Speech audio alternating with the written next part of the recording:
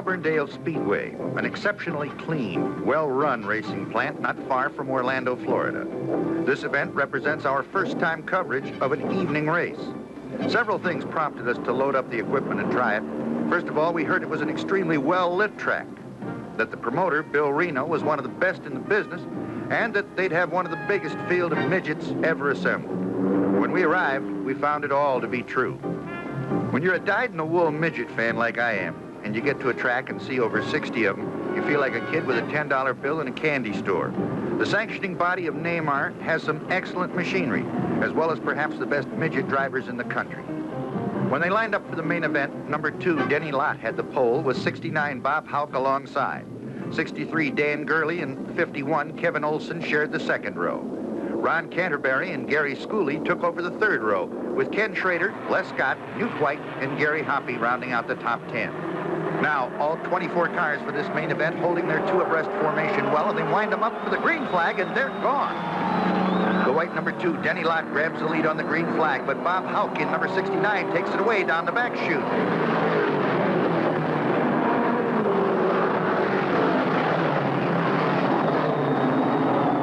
They're all bunched up and jockeying for position with a wild scramble through every turn of the racetrack. Houck still holds the lead, but Denny Lott and Dan Gurley are right on top of him, and the traffic is thick.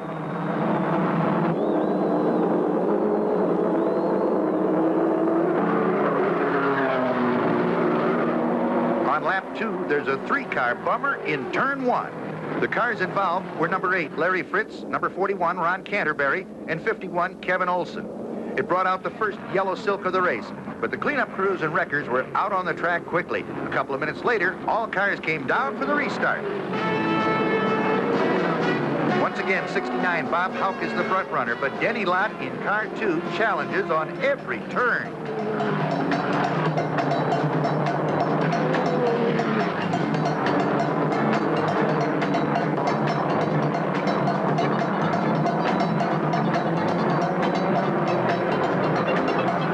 Number 63, Dan Gurley, tries the outside of Denny Lott, but can't make it, brushes the wall in turn 4.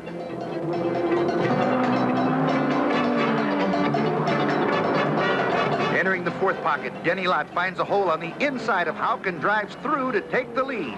Les Scott in number 10 now moves to 3rd.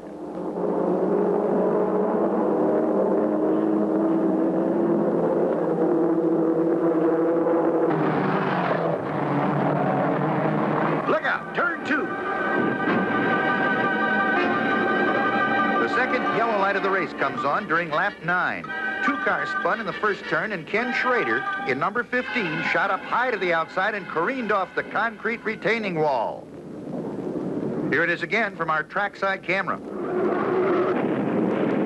Kenny Schrader was knocked unconscious from the impact, immediately taken to the hospital, and shortly thereafter was released. Meanwhile, the remainder of the field came down for yet another restart.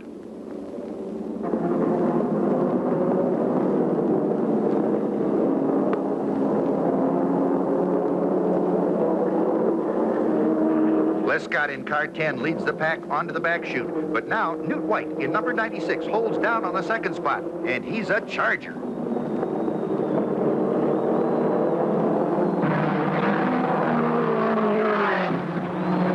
This 2-car battle gets hotter down every foot of the track, and the crowd is up and screaming.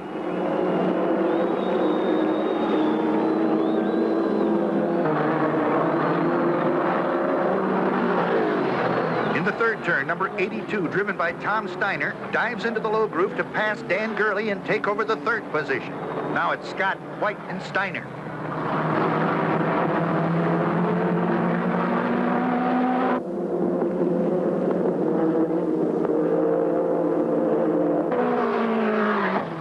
With all the marbles on the line, Newt White explodes his number 96 down the back chute on the high side.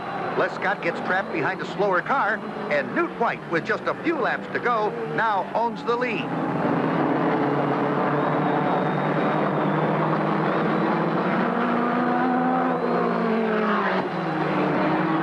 Out of the 4th turn, and Newt White screams his number 96 under the white flag. One more lap, and he goes to the bank.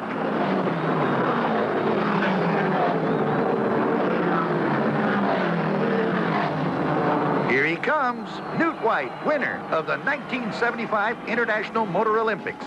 Les Scott in number 10 finishes second, and 82 Tom Steiner grabbing the third spot.